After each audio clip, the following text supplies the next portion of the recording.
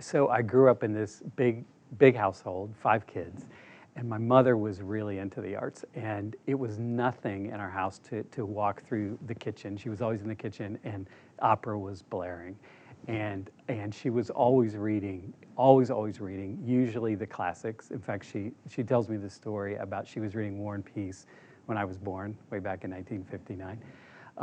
So I was always around this, this appreciation. She was always watching it, reading, listening.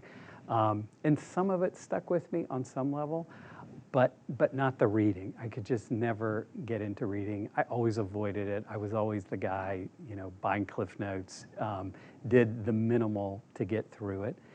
And then I went on in high school, and then I went off to college, and I thought I was going to be a psychology major, and started taking, the required courses, and got to my sophomore year and took a course on the American Survey of American Literature.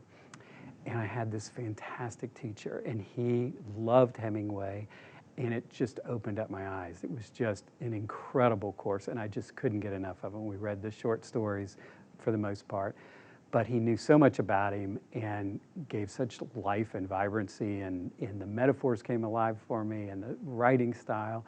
And so I signed up for another course from him, and I started going out and reading the books on my own.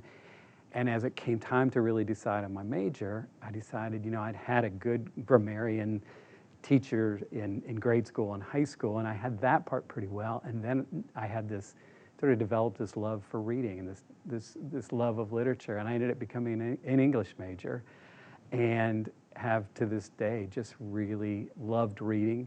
So I would say for me, this pivotal moment was really having this great professor who really made the literature come alive, and I saw it in a very, very different way, and could really appreciate it, and it really started me down this very, very different path.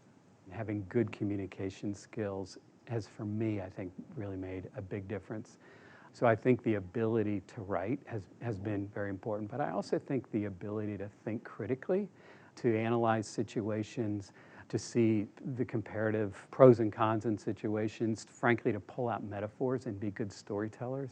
At this time in our company's history, it's really important that we are all good storytellers about things that we're doing. I think it helps in leadership as well. I think it's really important to be able to frame issues and offer your team metaphors.